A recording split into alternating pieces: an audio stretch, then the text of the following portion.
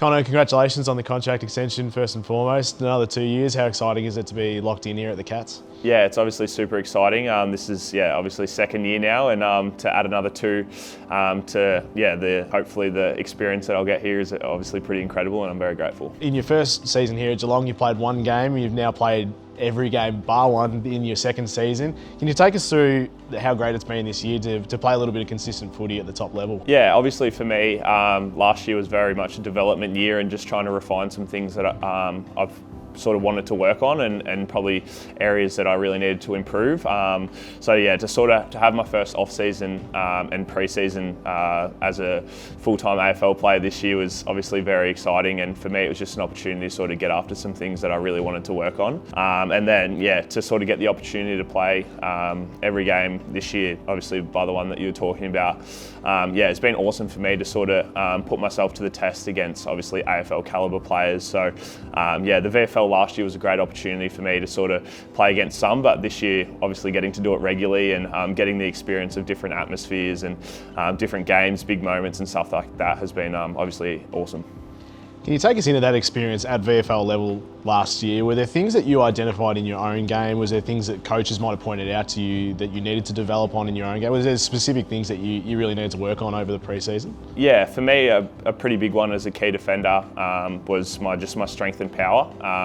I felt like as obviously a young player, you take a little bit longer to develop. So for me, it was just trying to get as strong and as powerful as I could over the sort of the pre-season. So yeah, like you sort of said, it was a big work on for me and trying to improve that to be at a standard where I could compete with AFL and mature bodies, I guess. So that was probably the biggest thing.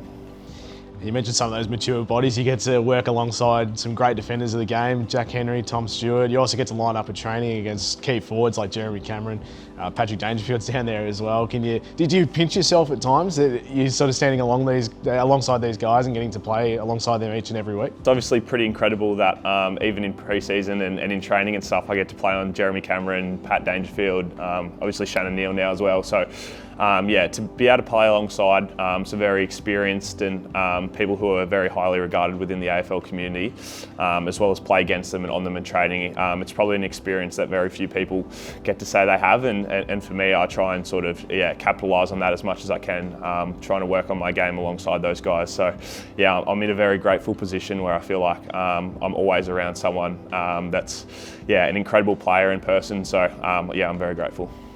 We're very fortunate to have an amazing coaching staff here too. We've got the academy as well. Can you take us inside some of the key influences and figures that have really helped you along in your journey so far?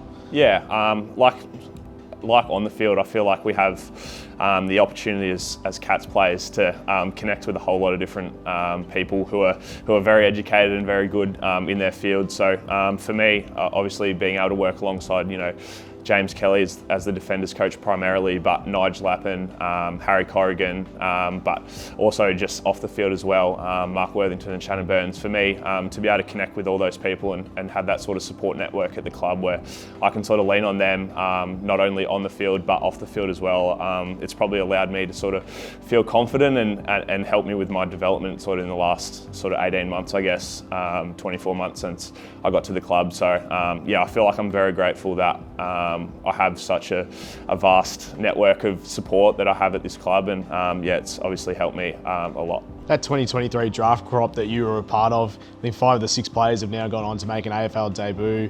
Lawson and Sean are staples in the side alongside yourself now. Do you get a real kick out of seeing those guys succeed alongside you and getting to build? Can you take us inside the connection alongside those guys too? Yeah, obviously very grateful to have a great connection with pretty much all the draft crop that we've managed to get drafted with. That 2023 draft class was obviously very special, and I'm very close with a lot of those boys. So for the opportunity to be able to play alongside of them, and we're actually only just joking about it, but we only got the opportunity to first play with each other. I think it was like 6 or 7 rounds in to actually being in the AFL, which was pretty cool. So the Richmond game was an amazing one for us to have 4 boys, but 3 of my closest mates be able to play alongside them and enjoy the experience together has been incredible, and I feel like they've made me so welcome, and it's almost created like a home environment, being able to spend time with them and work alongside them.